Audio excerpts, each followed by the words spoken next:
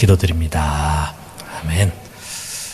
오늘은 496주년 되는 종교개혁 주일입니다. 우리가 잘 아는 것처럼 1517년 독일의 마틴 루터가 면죄부를 반박하는 95개조문을 교회 문에 붙였어요.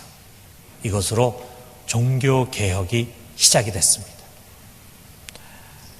이것이 비텐부르그라고 하는 성의 교회입니다. 그래, 그 교회에 있는 정문에 이 루터가 95개조문을 붙였습니다. 이 종교개혁을 우리가 영어로 레포메이션, 독일어로 레포르마티온이라고 합니다. 그 뜻은 개혁이라는 뜻이에요. 미국이나 영국 사람들은 그 앞에 뭘 붙이지 않습니다. 그냥 레포르마티온하고 대문자로 이렇게 씁니다. 그러면 개혁인데 뭘 개혁하는 거냐?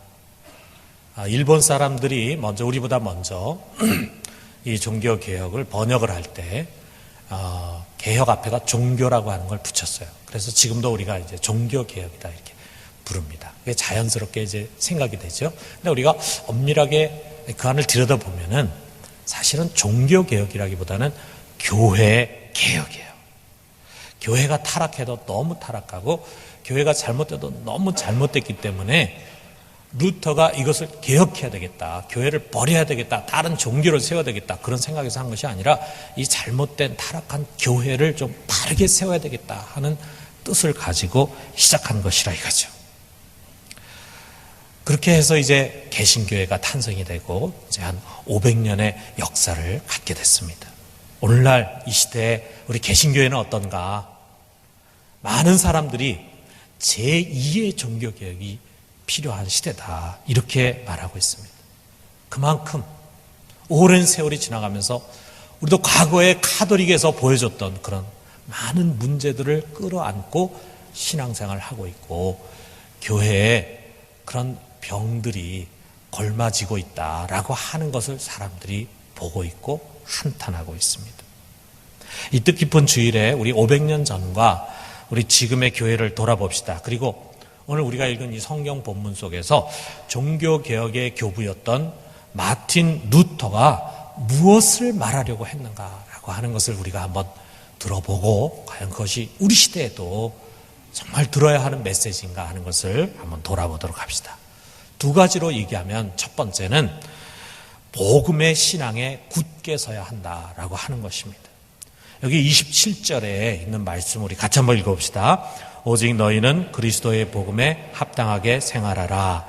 이는 내가 너희에게 가보나 떠나 있으나 너희가 한 마음으로 서서 한 뜻으로 복음의 신앙을 위하여 협력하는 것과. 그래서 여기에 마지막에 너희가 한 마음과 한 뜻으로 복음의 신앙을 위해서 협력하는 것과 라는 말인데, 이 협력하다라고 번역된 순아틀레오라고 하는 이 말은 협력하다라는 뜻도 있지만 함께 싸운다, fight together with예요. 같이 싸운다. 너희가 지금까지 서서 한 뜻으로 복음의 신앙을 위하여 같이 싸우는 것과, 바울은 말이죠, 복음의 신앙을 위해서 싸웠습니다. 많은 고난도 당했고 그리고 어려움도 겪었지만 그는 끝까지 그것에 싸웠어요. 감옥에도 갔습니다. 그런데 이 싸움을 혼자 싸운 것이 아니라 빌립보 교인들이 함께 동참해서 같이 싸워줬습니다. 그래서 30절 마지막에 보니까 이런 말씀 있죠. 너희에게도 그와 같은 싸움이 있으니 너희가 내 안에서 본 바요 이제도 내 안에서 듣는 바니라. 죄송합니다. 우리 바울뿐만이 아닙니다. 마틴 루터 역시 정말 이 복음의 신앙을 위해서 싸운 사람이에요. 왜냐하면 교회가 이 복음의 진리에서 너무 멀리 떠나 있었거든요. 그래서 그는 이것을 위해 싸웠습니다. 특별히 우리가 마틴 루터가 참 치열하게 싸운 그런 장면을 담은 사진이 우리 보름스 제국회의라고 하는 곳인데, 보름스라고 하는 곳에서 마지막으로 제국회의가 열렸어요. 그래서 황제가 그랬어요. 내가 만약에 지금까지 내가 주장하는 것을 여기서 철회하면 내가 너 살려주겠다. 그러나 네가 만약 철회하지 않으면 내가 널 정죄하겠다 그랬어요. 여기에 많은 사람들이 있었지만 루터의 편을 든 사람은 아무도 없었습니다. 황제를 비롯해서 교황을 비롯해서 사제들과 수많은 사람들이 다 루터를 공격하고 죽이려고 했어요. 루터는 외로웠습니다. 그러나 하나님이 함께 하셨어요. 그는 결코 자신이 주장하는 복음의 진리를 철회하지 않았습니다. 그래서 그 자리에서 그는 죄인으로 정죄가 되고 공민권을 박탈했어요. 우리로 하면은 시민권을 박탈하는 거예요. 그는 이제 법의 보호를 받지 못합니다. 누구든지 루터를 죽여도 그는 죄인이 아니에요. 이제 이 문 밖으로 나가게 될 때 그는 죽게 될 것입니다. 그러나 하나님이 함께 하셨잖아요. 그래서 프레드릭 데제라고 하는 독일의 아주 유력한 선제후가 있었는데 그 사람이 먼저 루터를 납치했어요. 그래가지고 바트부르크라고 하는 곳에 가서 거기에 숨겼습니다. 루터를 살게 해줬어요. 거기서 루터는 독일어 성경을 번역했습니다. 그리고 이 종교개혁을 위한 그런 힘을 비추게 되면서 드디어 이 종교개혁의 포문을 열게 된 것입니다. 여러분, 그 당시에 이 루터로 하여금 95개조 문을 그 교회 문에 받게 했던, 루터는 카톨릭 교회에 정면으로 대항하려고 했던 것이 아니에요. 그런데 도무지 이것은 그냥 넘길 수가 없다 해가지고 95개조 문의 반박문을 문에다 담게 되는데, 그것을 하게 했던 이 면죄부, 이걸 우리가 한번 생각해 봐요. 도대체 면죄부가 뭡니까? 죄를 사하는 증서예요. 그 증서를 돈으로 사면은 이미 죽어가지고 지옥에 가 있는 가족이나 친척이 천국으로 갈 수 있다. 그러니까 이 증서만 사면은, 여러분이 생각할 때 아무래도 우리 부모는 죄를 많이 지어가지고 지옥에 가 있을 것 같은데 천국에 갈 수 있다. 사라, 이거를. 이렇게 했다 이거죠. 그래서 당시에 이 면죄부 판매와 선전에 제일 앞장서가지고 했던 테첼이라는 신부가 있어요. 저기 말탄 사람이 바로 그 테첼이라는 신부인데, 그 사람이 뭐라고 선전을 하면서 이 면죄부를 팔았냐면 이렇게 얘기했습니다.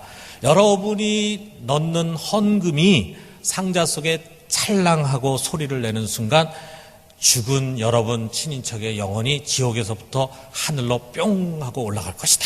그렇게 얘기했대.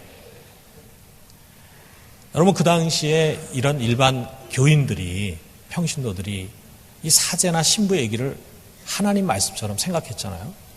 그런데 자기가 거기다가 돈을 헌금께다 딱 넣는 순간에 이미 돌아가신 부모님의 영혼이, 지옥에서 고통받고 있는 영혼이 하늘로 뿅 하고 솟아오른다. 야, 그거 살려고 하지 않겠어요? 면죄부를. 얼마나 한심합니까? 지금 우리가 생각하면 여러분 다 웃잖아요. 얼마나 한심한 이야기입니까? 그런데 이런 한심한 일이 어느 구석에서 은밀하게, 그래서 일부 신앙적으로 타락한 사람들에 의해서 사행된 게 아니에요. 우리가 교회가 아무리 건강하고 좋아도 그 안에 있는 사람 멤버 중에는 문제 있는 사람이 없을 수가 없잖아요. 그럼 그런 문제 있는 사람이 구석에서 자기 마음대로 저지른 죄를 가지고 교회가 다 문제가 있다 이렇게 할 수는 없잖아요. 그런데 문제는 뭐냐면 이것이 그런 일부의 사람들에 의해서 구석에서 은밀히 자행된 것이 아니라 가톨릭 교회 수장이었던 교황이 허락을 하고, 그리고 교회에서 위임된 신부들, 사제들이 백주대낮에 버젓이 이것을 행했다 이거예요. 이 면죄부를 누가 만들었습니까? 교회가 만들었어요. 그러니까 그 당시에 교회가 얼마나 복음의 진리에서 멀리 떠나 있었는가 하는 것을 우리가 알 수 있죠. 이거 하나만 봐도 벌써 우리가 알 수 있죠. 이처럼 교회가 잃어버린 복음의 신앙을 루터는 다시 잡기를 원했습니다. 여러분, 복음이 무엇입니까? 우리가 한마디로 말한다면 값없이 주시는 하나님의 일방적인 은혜입니다. 여러분, 이거 믿으십니까? 값없이 주시는 하나님의 은혜예요. 거기에 우리 인간의 노력이라든지 의라든지 또는 의지라든지 그 무엇이 자리 잡을 수가 없어요. 돈을 주고 살 수 있는 그런 것이 아니에요. 나의 노력으로 얻을 수 있는 그런 것이 아닙니다. 로마서 1장 17절에 보면은 복음이 무엇인가가 잘 나와 있어요. 우리 같이 한번 읽어봅시다. 복음에는 하나님의 의가 나타나서 믿음으로 믿음에 이르게 하나니 기록된 바 오직 의인은 믿음으로 말미암아 살리라 함과 같으니라. 복음에는 하나님의 의가 담겨져 있습니다. 그 하나님의 의, 인간의 의가 아닌 하나님의 의가 어떻게 우리에게 주어졌냐면 십자가의 속량으로 주어졌어요. 하나님이 보내신 그의 아들 예수 그리스도가 십자가에서 자기 몸을 희생 제물로 해서 우리의 죄값을 지불하셨습니다. 우리가 속량이라고 하는 말은 노예가 있는데 종이 있는데 그 종의 몸값을 지불하고 그 종을 사는 거예요. 그래서 그를 자유인으로 만드는 걸 우리가 속량이라고 말합니다. 죄 종으로 있고 죄로 범벅이가 되어 있는 우리의 죄값을 다 지불하니까 우리 속에 죄가 없어져요. 그러니까 우리가 의롭게 되는 거예요. 그래서 하나님 우리를 의인이라고 칭하시는 거예요. 이게 로마서 3장 23절에서 24절에 잘 나와 있습니다. 모든 사람이 죄를 범하였으며 하나님의 영광에 이르지 못하더니 그리스도 예수 안에 있는 속량으로 말미암아 하나님의 은혜로 값없이 의롭다 하심을 얻은 자 되었느니라. 예수님이 우리의 값을 지불해 주심으로 말미암아 우리로 하여금 하나님의 영광의 자리에 이르게 해주셨다. 그게 바로 우리를 의롭게 되게 만들어 주셨다라고 하는 말입니다. 그렇다면 예수님께서 여러분과 나를 위해 지불하신 죄값이 얼마나 될까? 도대체 나를 위해서 그분이 나 대신 지불하신 값이 얼마나 될까요? 우리가 참 막연하게 생각이 되잖아요. 우리를 죄의 구덩이에서 끌어내가지고 하나님의 그 영광의 천국에 들어갈 수 있도록 하는데 돈이 얼마나 들까? 만만치 않게 듭니다, 여러분. 여러분, 한 사람 한 사람이 천국에 거저 들어가는 게 아닙니다. 쉽게 들어가는 게 아닙니다. 돈 몇 푼 쥐어져가지고 면죄부 산다고 해서 그 갈 수 있는 게 아닙니다. 우리가 도대체 얼마나 들었는가라고 하는 거를 무한하게 들었겠지만 좀 더 실감나게 우리가 알기 위해서 우리 성경에 예수님이 1만 달란트 비유를 주신 말씀 여러분 기억날 거예요.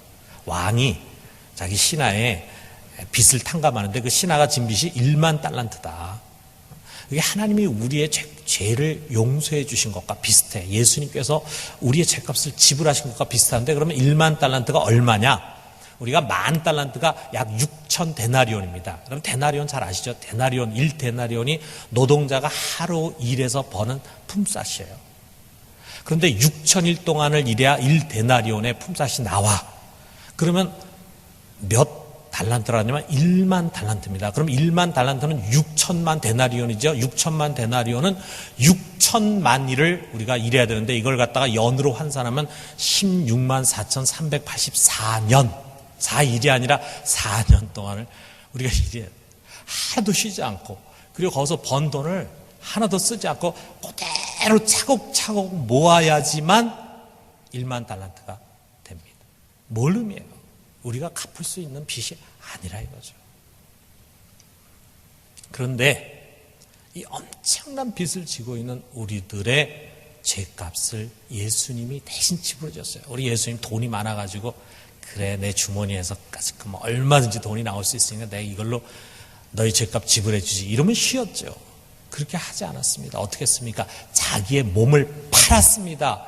자기의 몸을 대신 희생시키셨어요. 그래서 그의 피로 여러분과 나의 죄값을 다 지불하고 우리를 죄로부터 자유케 해서 의롭게 만들어 주셨다 이거예요. 그렇기 때문에 우리가 구원받는 것은 오직 하나님의 은혜입니다. 그런데 가톨릭에서는 어떻게 하나님만 일방적으로 은혜를 베풀어 가지고 할 수가 있냐. 뭔가 거기에 우리 인간이 해야 할 일도 있겠지. 우리 인간의 책임도 있겠지. 플러스를 해야 된다 이거예요. 다시 말하면 하나님이 다 차려놓으신 밥상에 앉아가지고 밥만 먹기 너무 미안하니까 그래도 우리가 거기다 숟가락이라도 하나 얹어놓는 수고를 해야 되지 않겠느냐. 그럴듯하죠. 그래서 하나님이 우리를 구원하기 위해서 십자가 밖에 죽으시기도 했지만 이제 우리 편에서도 뭔가 의롭게 살고 선하게 살고 선행도 하고 그리고 신앙생활도 잘하고 교회도 잘 섬기고 하는 그런 것이 있어야 그런 사람을 하나님이 구원하시지 어떻게 하나님 일방적으로만 하시느냐. 아니다 이거죠. 이렇게 뭔가 우리의 구원에 크고 작은 인간의 조건이 필요하다라고 하는 것을 하나하나 덧붙이더니 마지막에 가서 뭡니까? 돈으로 우리가 속죄를 받는 면죄부를 사야 된다. 여러분 우리가 면죄부라고 하는 거 하나만 놓고 보면은 이해가 안 돼요. 도대체 어떻게 이런 생각을 가질 수가 있냐 이거예요. 그런데 이러한 교리적인 타락이 어디서부터 시작됐냐면 바로 여기입니다.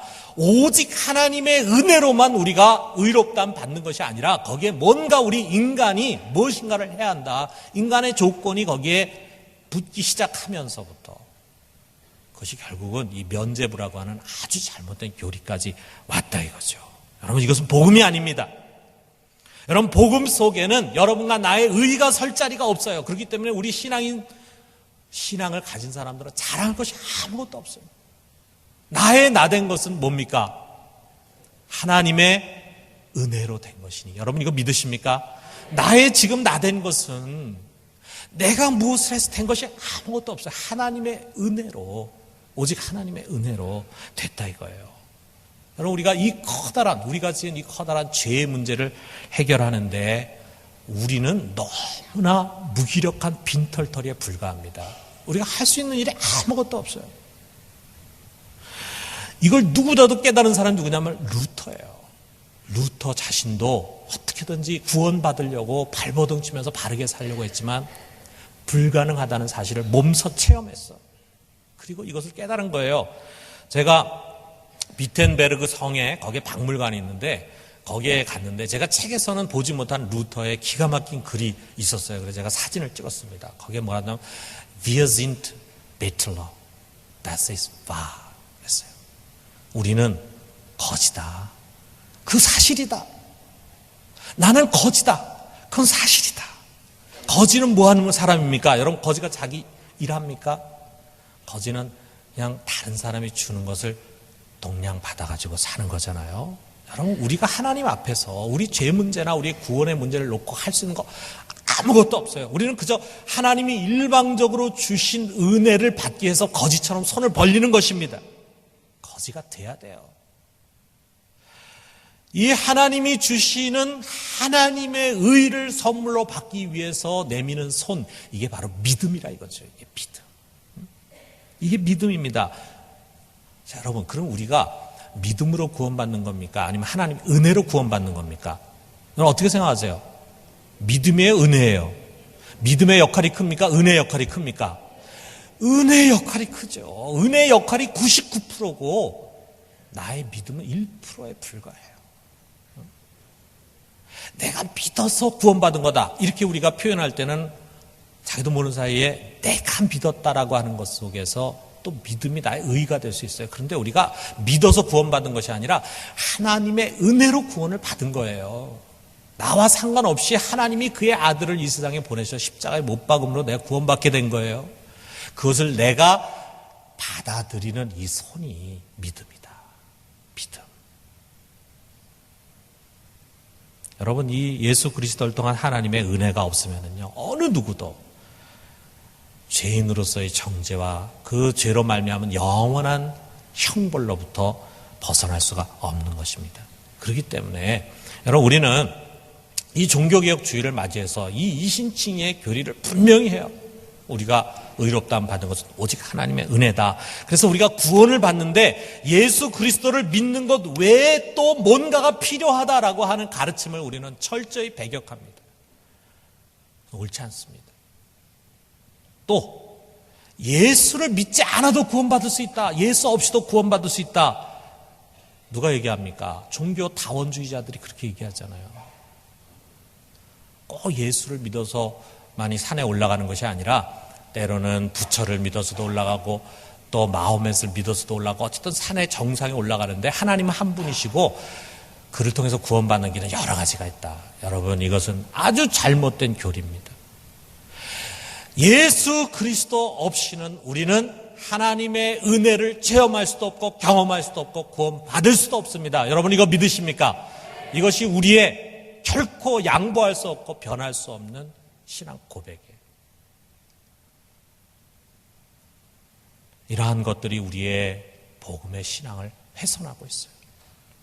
그런데 다른 한편으로 우리가 보면은 이런 잘못된 교리도 문제지만 이 이신칭의를 믿는다고 하면서 그것을 남용하는 사람들이 있습니다. 이런 사람들로 인해서도 복음이 훼손을 당하고 있어요. 무슨 얘기입니까? 여러분, 이런 얘기 한번 들어보세요. 평생 살면서 남 괴롭히고 아내 괴롭히고 자식들 괴롭히고 다른 사람들 힘들게 하고 개차반으로 살아왔어요. 그런데도 그런 사람이 죽기 전에 예수를 믿기만 하면 천국에 간다. 거꾸로 평생을 정말 다른 사람 위해 살았어요.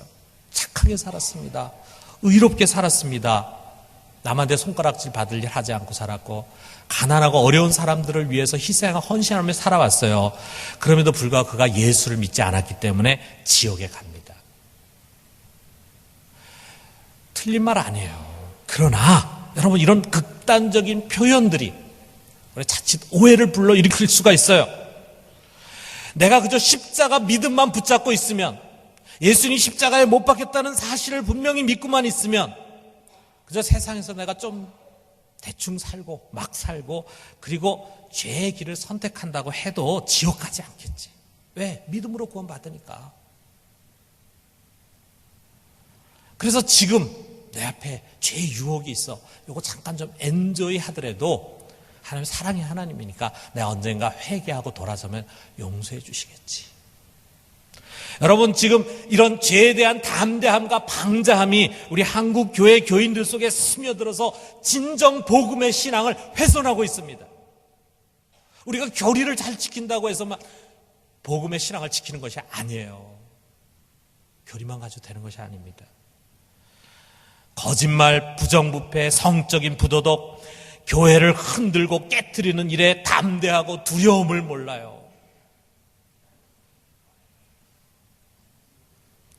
여러분, 그것은 우리를 그와 같은 죄로부터 건져내기 위해서 자기 아들을 희생시킨 그 하나님의 값비싼 은혜를 값싼 은혜로, 싸구려 은혜로 전락시키는 것입니다. 이거 아닙니다.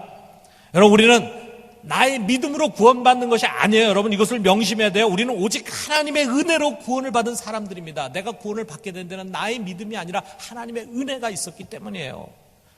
여러분, 우리는 1만 달란트 빚진 자라는 거, 16만 4천 년을 일해서야 우리의 빚을 갚을 수 있을 만큼의 엄청난 빚을 탕감받은 자라는 거 잊어서는 안 됩니다. 그렇기 때문에 우리는 평생 그 빚을 갖는 심정으로 나를 위해서 십자가에 못 박혀 죽으신 우리 예수 그리스도를 위해서 살아야 합니다. 우리는 그 은혜를 갚는 삶, 그 은혜에 합당한 삶을 살아야 돼요. 어떻게 삽니까? 27절에 나와 있잖아요. 우리 같이 한번 읽어봅시다. 오직 너희는 그리스도의 복음에 합당하게 생활하라. 이것입니다. 그리스도의 복음에 합당하게 생활해야 돼요. 우리가 복음을 잘 알고 그 복음의 믿음을 가질 뿐만 아니라 그 복음에 합당하게 살아가는 것이 우리 진정한 복음의 신앙을 지키는 자들의 모습입니다. 복음 안에 담긴 우리 그리스도의 가르침이 있습니다. 복음 안에서 우리에게 보여주신 예수님의 삶이 있습니다. 그의 뜻이 있어요. 그것을 실천하며 살아가는 것입니다. 그렇게 살아가려고 할 때 그 사람이 진짜 믿음을 갖고 있는 사람이고 자기의 영혼을 구원할 만한 믿음을 갖고 있는 사람이에요. 여러분, 가짜 믿음이 많습니다. 가짜 믿음 많습니다. 사이비 믿음 많습니다. 자기 믿음 있는 것 같다고 착각할 그런 믿음 많습니다. 단순한 지적인 동의, 이거 진정한 믿음 아니에요. 세속적인 믿음, 진정한 믿음 아니에요. 진정한 믿음을 우리가 갖게 된다면 우리는 복음에 합당한 삶을 살려고 노력하게 될 것입니다. 우리 모두가 믿음과 삶에 있어서 복음의 신앙을 굳게 세우는 자들이 되기를 주님의 이름으로 축원합니다. 두 번째는 그리스도의 십자가를 쫓아야 한다는 거예요. 여러분, 면죄부 500년 전 그 카톨릭 교회가 어떤 교회였는가 하는 또 다른 면을 우리에게 보여주고 있어요. 여러분, 이들이 이 면죄부라고 하는 회개망측한 교리를 앞세운 이유가 뭡니까? 진짜 이유는 뭐냐면요, 이 사람들 어떻게 지옥에서 천국으로 올려보내야 되겠다 그런 생각에서 한 게 아니에요. 뭐 때문에 한 겁니까? 돈 때문에 돈이 필요했기 때문에 그렇다 이거예요. 무슨 돈이 필요합니까? 선교사들을 세계 각지에 보내가지고 그들을 지원하기 위해서 돈이 필요한데, 가난한 자들 구제하기 위해서 돈이 필요한데 교회가 돈이 없으니까 어떻게 해서라도 좀 돈을 좀 모아야 되겠다. 이거 아니에요. 무엇에 돈을 쓰기 위해서 이들이 이같이 면죄부까지 만들어가지고 팔면서 돈을 모으려고 했습니까? 1506년 마틴 루터가 종교개혁을 시작한 1517년보다 11년 전에 로마의 교황 율리오 2세가 5세기에 지은 베드로 성당이 너무 낡았다고 이걸 좀 크게 신축을 좀 해야 되겠다 해가지고 개축을 시작했습니다. 그래서 이 공사가 무려 100년이 걸려가지고 1590년에 완공이 되고 17세기에 들어서 이것을 개축식을 가졌어요. 성대하게 가졌습니다. 여러분, 지금 바티칸에 가면 여러분 볼 수 있는 이것이 바로 이 16세기에 만들어진 거예요. 종교개혁이 막 일어날 그 즈음에 만들어진 거예요. 얼마나 화려합니까? 이거 하나하나 만드는데 얼마나 많은 돈이 들어가겠어요? 지난번에 우리가 성지순례 가지고 그때 찍은 사진이에요. 참, 뭐 이건 한 일부에 불과하지만 진짜 거기 갔다 오신 분들은 정말 놀랄 거예요. 구석에 하나하나 조각이 다 예술 작품이에요. 여기서 지금도 교황 즉위식이 이루어지고 있습니다. 이 웅장한 성당을 짓는데 써야 할 돈을 위해서 백성들의 고열을 뽑아내는 거예요. 복음의 진리를 변조해 가면서까지 돈을 끌어모으는 것입니다. 여러분, 이 베드로 성당 우리가 가면은, 즉 로마에 가면은 바티칸에 들려서 꼭 이걸 보고 오죠.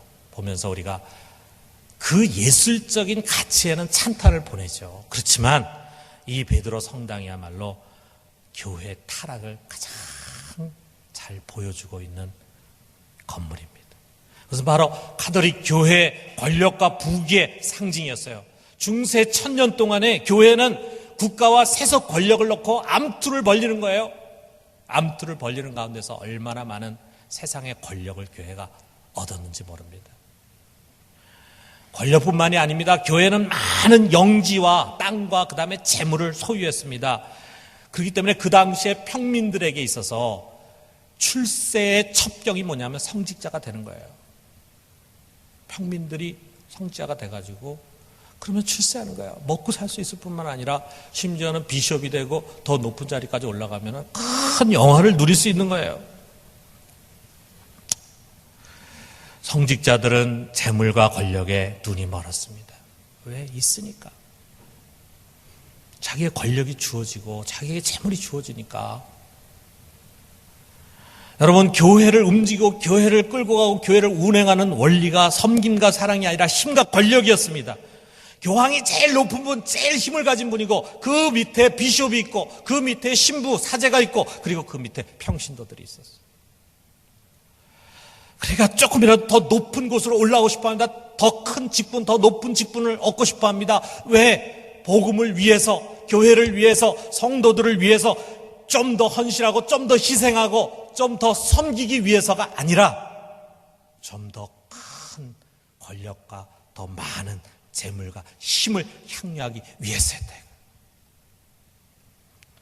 이게 바로 교권주의입니다. 히라키즘입니다. 교회는 이런 교권주의에 물들어 있었습니다. 왜 이 지경이 됐을까? 왜 로마 카톨릭 이 지경이 됐을까? 그것은 그들이 영광의 신학에 사로잡혀 있었기 때문이다. 이것이 루터의 진단에서 영광의 신학, 카톨릭은 영광의 신학을 추구했다. 그게 뭡니까? 예수 그리스도를 믿는 신앙으로 얻게 될 세상에서의 행복과 영광에 초점이 맞춰지는 거예요.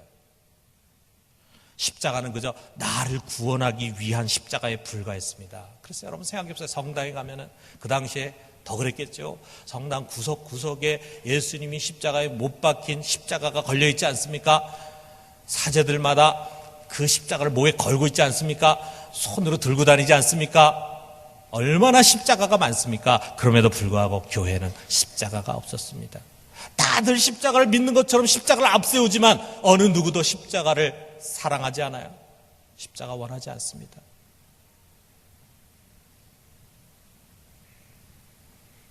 루터는 이 신학이 바로 교회 타락의 원인이라고 봤습니다. 그래서 그는 영광의 신학이 아니라 십자가의 신학을 선포했어요. 십자가의 신학. 우리가 믿고 따르는 주님은 어떤 분인가? 그는 이 세상에서 영광을 누리신 분이 아니다. 그는 이 세상에서 십자가를 지고 가시고 그는 이 세상에서 십자가에 못 박혀 죽으신 분이시다. 그리고 그를 따르려고 하는 제자들에게 말씀하십니다. 너희가 나를 따라오려거든 자기 십자가를 지고 나를 따를 것이니라. 십자가의 신학을 가르쳐 주셨습니다. 여러분, 우리가 한번 돌아보면은 오늘날 우리 한국교회는 과연 영광의 신학을 쫓아가고 있을까? 아니면 십자가의 신학을 쫓아가고 있을까? 여러분 마음속에 무엇이라는 생각이 떠오릅니까? 어떻게 보면 우리 카톨릭이 과거, 우리 한국교회가 과거 카톨릭의 간 길을 걸어가고 있어요. 많은 교회들이 보다 나은 영광을 위해서 달려가고 있습니다. 정말 영혼 하나하나를 긍휼히 여기고 그 영혼을 내가 구원하고 그리고 예수님 만나게 하고 천국 가게 해야 되겠다, 이런 마음을 가지고 전도하는 사람도 많이 있겠지만, 또 그런 마음을 가지고 열심히 복음 사역을 하는 교회도 많이 있겠지만, 보이지 않는 내면에 더 많은 교인들을 가지고 더 큰 교회를 만들고 싶어 합니다. 목회자도 그렇지만 교인들도 마찬가지로 우리가 좀 큰 교회가 됐으면 좋겠다. 그 다음에는 크고 좋은 교회당을 짓는 것입니다. 대형 교회 목회자들은 재물과 권력을 한 손에 쥔 목회 성공자로 떠받들여지고, 신학교로 몰려가고 있는 신학생들은 그 성공의 비결을 알기 위해서 벤치마킹을 하려고 합니다. 오래전에 한 10여 년 전인가 봐요. 어떤 서울에 있는 큰 대형 교회 목사님이 신학교에 설교하기 위해서 가셨어요. 가셔서 설교하러 들어가기 전에 거기 총장님 만났습니다. 그 총장님 만났는데 총장과 이런저런 얘기하는 가운데 그 총장이 자기네 신학교에서 참 이 좋은 일을 하려고 하는데 돈이 없다, 이런 얘기를 들었습니다. 이 목사님이 설교 강단에 올라가서 설교하시다가, 내가 여러분 학교에서 이러이러한 좋은 일을 하겠다고 하는데 제가 1억을 여러분에게 기부하겠습니다. 이야, 대단하죠. 1억을 기부하겠습니다. 뭐 좋은 일에 하나님의 돈을 쓰겠다라고 하는 거야 뭐 좋은 일이죠. 그걸 가지고 뭐라 그럴 수 없죠. 그렇지만 교회하고는 아무 의논도 없이 그 자리에서 1억을 내가 여러분이 기부하겠다라고 할 때, 도대체 그 목사님이 자기 마음대로 쓸 수 있는, 자기 마음대로 사용할 수 있는 그런 공금이 얼마나 될까? 우리가 우리나라에서 공금 1억을 자기 마음대로 아무것도 의논하지 않고 턱 내놓고 쓸 수 있는 그런 사람이 몇이나 되겠어요?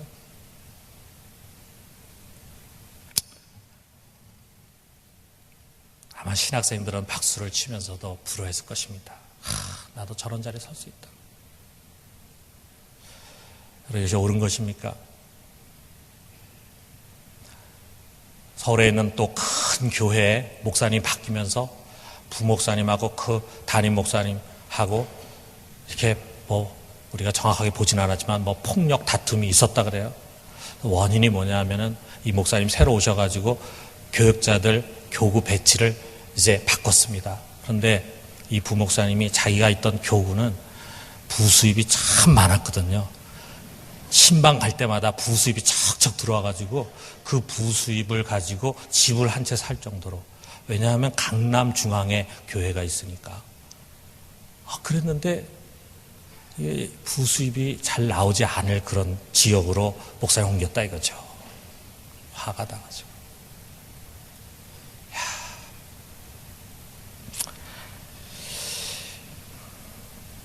이런 교회의 가치 흐름과 병행해가지고요, 교회가 그런 흐름으로 가고 있는 거 교회 다 봅니다.